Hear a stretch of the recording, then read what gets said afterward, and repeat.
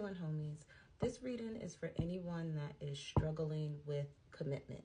Some of you guys are struggling with commitment of your spiritual journey. Some of you are struggling with commitment in relationships. Some of you are struggling with just commitments that you had planned out for yourself, that you were going to lose weight this year, that you were going to start that project this year, that you were going to start anything. It's just an energy of commitment that you are struggling with. Okay, so let's see what you're holding on to that's causing you to have this fear of commitment. Now, for some of you guys, your fear of when it comes to commitment that you're holding on to is feeling like you don't have the courage to communicate.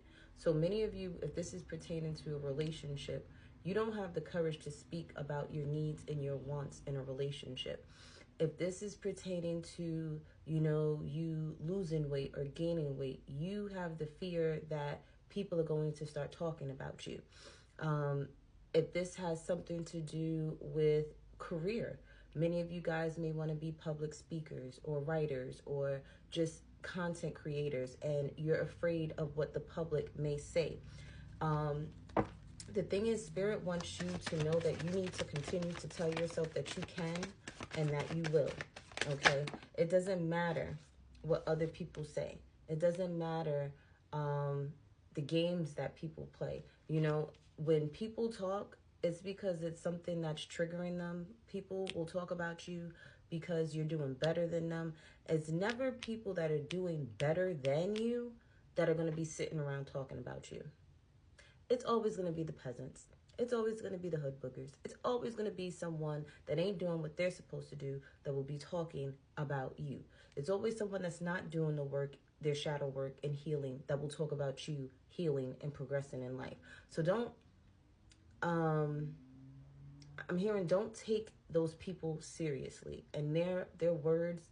And I'm hearing you may have Chiron in Gemini, Chiron in Sagittarius, Chiron in Taurus. I'm hearing 2nd house, 7th house, Chiron in Scorpio.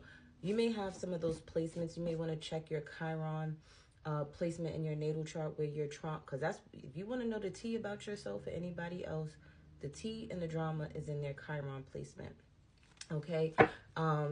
You have to let people know that they can't play games with you. All right. You have to stand on your square is what I'm hearing. Some of you may have to go within, okay, and figure out what it is that you need to work on, because this is Virgo energy here. So when you think of Virgos are always willing to work on things. Also, Virgos also care more. Like the opposite of Aquarius. Aquarius care less. Virgos care about everything and about great detail and things. So you may want to stop worrying about all the great details and what this may be and what that may be. Focus on what you just need to do for you, and you will see yourself progress, okay? Is there anything else that they're holding on to that's holding them back from commitment?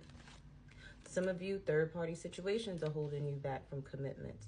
A lot of you don't even communicate on why you always have a third party lingering around, whether that may be abandonment issues, whether that be that you may not feel good enough for that one particular person, so you'll have that other person on the side just in case things don't work out type of energy. What's holding you back from commitment could be the fact that someone put you in a third-party situation. So now you put everybody in a third-party situation that you deal with. But at the bottom of the deck, we have the star here where there's a lot of healing that is needed for you guys to get over this fear of commitment. You may fear that you may be the other woman, or you've always been the other woman. Like, there's that energy here too. I do feel too, for a lot of you guys, you may have never felt emotionally or spiritually or physically secure growing up. For others of you, this is you. I'm hearing you weren't shown how to love or be loved properly. This could be due to the lack of you not being able to connect with your mother and her nurturing you in a certain type of way. You could have had an absentee mom. This could have been an emotionally unavailable dad. And this is another thing that you're holding on to that's stopping you from getting over this fear of commitment. I'm seeing someone asking their mom to play games with them and their mom telling them to get out of their room or to leave me alone. Like, someone never was able to have... It's like that child, you as a child needed that fun mom and you didn't have that. Like, she was very strict, very distant. You felt like you annoyed her no matter what it is that you did. So your relationship with women is kind of strained due to the relationship you had with your mom. Yeah, see, you lack balance when it comes to the masculine and feminine energies within you. Some of you are females that get along more with men or even masculine women more so than you do with like the girly girls. Like, you're not a girl's girl type of thing. And that's due to some type of trauma or drama that transpired in your life with women.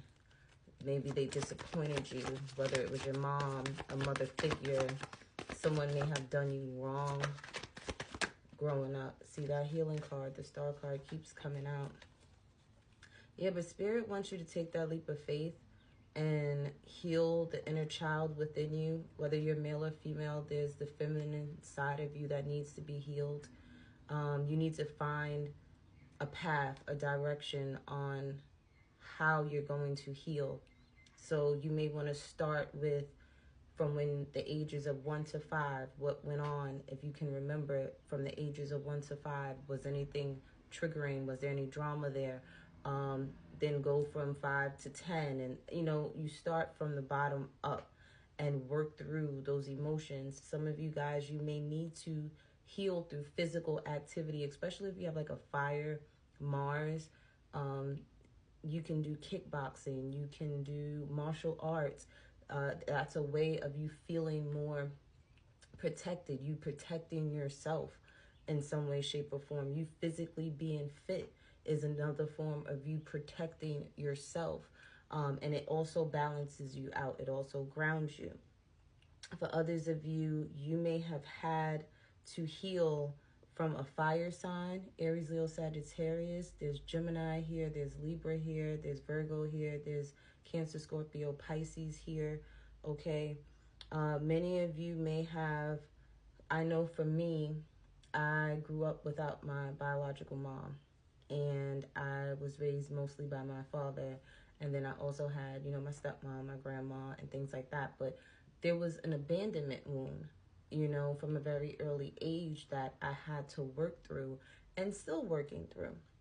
So it's like there's a connection here with you, your childhood, feminine energy, okay? And even if it's masculine energy, where it's like, because we do have the air sign here, where we have a lot of masculine energy. You could have had, like I said, an emotionally unavailable father as well. It could go both ways, or you had both types of parents.